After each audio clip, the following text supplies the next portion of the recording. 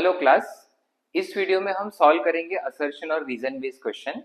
मेरा ये सजेशन है कि पहले आप पूरा वीडियो देख ले और कंसेप्ट को समझ ले, उसके बाद वीडियो को रिप्ले करके आप साथ साथ में कंसेप्ट समझ सकते हैं। तो चलिए शुरू करते हैं assertion and reason based question.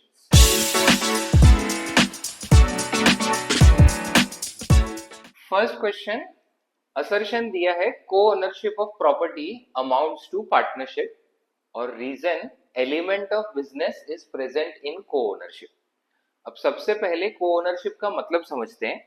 जब टू या टू से ज्यादा पर्सन्स एक प्रॉपर्टी को को ओन करते हैं, मतलब जॉइंटली ओन करते हैं, तो वो हो जाएगा को ओनरशिप। अब इसमें बेसिक डेफिनेशन है कि को ओनरशिप जो है वो पार्टनरशिप नहीं हो सकती, बिकॉज उसमें पार्टनरशिप के दो इंपॉर्टेंट फीचर्स प्रेजेंट नहीं है। सबसे पहला, को ओनरशिप बिजनेस पर्पस के लिए नहीं होता है, सिर्फ प्रॉपर्टी ओन करने के लिए वो जॉइंटली ओन करते हैं, जबकि पार्टनरशिप जो है वो बिजनेस पर्पस के लिए होता है। Second and most important feature जो ओनरशिप में प्रेजेंट नहीं है वो है म्यूचुअल एजेंसी। तो पार्टनरशिप में एक म्यूचुअल एजेंसी होता है where each partner is an agent of the remaining partners as well as principal of the remaining partners. जबकि को ओनरशिप में ऐसा कुछ नहीं है, हर को ओनर बस अपने पार्ट को रिप्रेजेंट कर सकता है, दूसरे के लिए नहीं बोल सकता। जो पहला असर्शन दिया है co ownership amounts to partnership, तो ये फॉल्स हो जाएगा, को ओनरशिप पार्टनरशिप नहीं है। And element of business is present in co ownership, तो ये भी हमने डिस्कस किया, को ओनरशिप बिजनेस करने के लिए नहीं बनता है, जबकि पार्टनरशिप में बिजनेस होना कंपलसरी है। तो यहाँ पे assertion and reason both are false. Next, assertion, fixed capitals may change due to addition of capital or capital withdrawn or both. And under fixed capital method, capital balances remain constant. अब capital account बनाते time ये हमने दो methods basic video में discuss किए थे कि एक होता है फिक्स कैपिटल मेथड, दूसरा होता है फ्लक्चुएटिंग कैपिटल मेथड।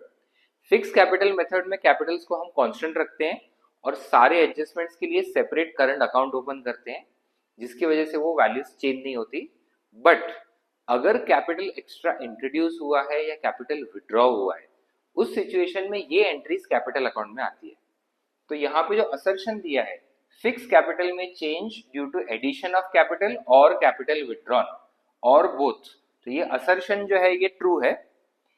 इसकी वजह से ये रीजन जो है ये फॉल्स हो जाएगा, बिकॉज रीजन बोल रहा है कि ये हमेशा ही फिक्स कैपिटल्स कांस्टेंट रहते हैं, बट ऊपर जब सिचुएशन होती है, जब कैपिटल एडिशन होगा या कैपिटल विड्रॉन होगा, तो फिक्स कैपिटल्स भी चेंज होते हैं। तो यहाँ पे assertion is true but reason is false.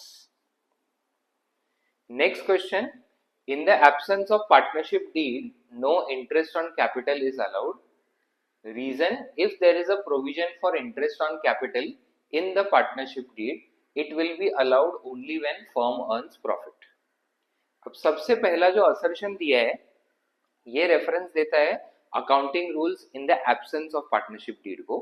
जब भी पार्टनरशिप डीड नहीं होगा तो पार्टनर्स को interest on capital, interest on drawing, salary, commission, कोई भी रेम्यूनरेशन जो है वो नहीं मिलता है। प्रॉफिट्स भी इक्वली शेयर होते हैं, ये हमने बेसिक वीडियो में डिस्कस किया है। तो यहाँ पे असर्शन जो है ये ट्रू हो जाएगा, in the absence of partnership deed no interest on capital is allowed. अब अगर पार्टनरशिप डीड में इंटरेस्ट ऑन कैपिटल प्रोवाइडेड है और फर्म को प्रॉफिट नहीं हुए, तो इंटरेस्ट ऑन कैपिटल रिकॉर्ड होता है P&L अप्रोप्रिएशन अकाउंट में। अप्रोप्रिएशन मतलब डिस्ट्रीब्यूशन ऑफ प्रॉफिट। अब प्रॉफिट तभी डिस्ट्रीब्यूट होगा जब प्रॉफिट होगा। अकॉर्डिंगली अगर फर्म ने प्रॉफिट नहीं कमाया तो पार्टनर्स को भी इंटरेस्ट ऑन कैपिटल नहीं मिलता है।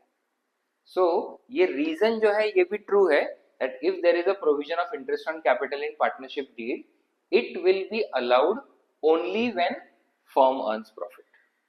तो फर्म का प्रॉफिट होगा तभी इंटरेस्ट ऑन कैपिटल मिलेगा। अब अगर पार्टनर्स को डिसाइड करना है कि हमको interest on capital any situation में चाहिए ही चाहिए, चाहे प्रॉफिट हो या लॉस, तो उनको पार्टनरशिप डीड में एक और क्लॉज डालना पड़ता है कि इंटरेस्ट ऑन कैपिटल जो है it will be treated as a charge against profit and not an appropriation. तो अगर उसको चार्ज करके लिख दिया तो मतलब वो एक्सपेंस हो जाता है और प्रॉफिट हो या लॉस वो प्रोवाइड करना ही पड़ेगा. तो यहाँ पे रीजन भी ट्रू है क्योंकि पार्टनरशिप डीड में ऐसा बोला नहीं है कि चार्ज करना है, बस बोला है इंटरेस्ट ऑन कैपिटल अलाउ करना है, मतलब वो अप्रोप्रिएशन है और प्रॉफिट में से ही मिलेगा. अब असर्शन रीजन दोनों ट्रू तो है, बट क्या ये रीजन असर्शन के लिए है? तो ये रीजन असर्शन का नहीं है. असर्शन जो दिया है in the absence of partnership deed no interest is allowed, तो उसका रीजन होता है बिकॉज पार्टनरशिप एक्ट में बोला है accounting rules in the absence of partnership deed, ये उसका रीजन नहीं है. यहाँ पे assertion and reason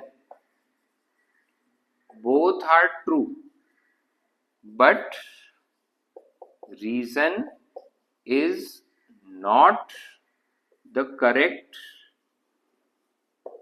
explanation of assertion. ये ऑप्शन हो जाएगा. सो ये हमारा assertion और reason का एक और सेशन कंप्लीट हुआ. अकाउंट से रिलेटेड ऐसे अलग अलग वीडियोस हम लोग लाते रहेंगे, तो चैनल को फॉलो करें और हर अपडेट के साथ जुड़े रहें. मिलते हैं अगले वीडियो में, तब तक पढ़ते रहें.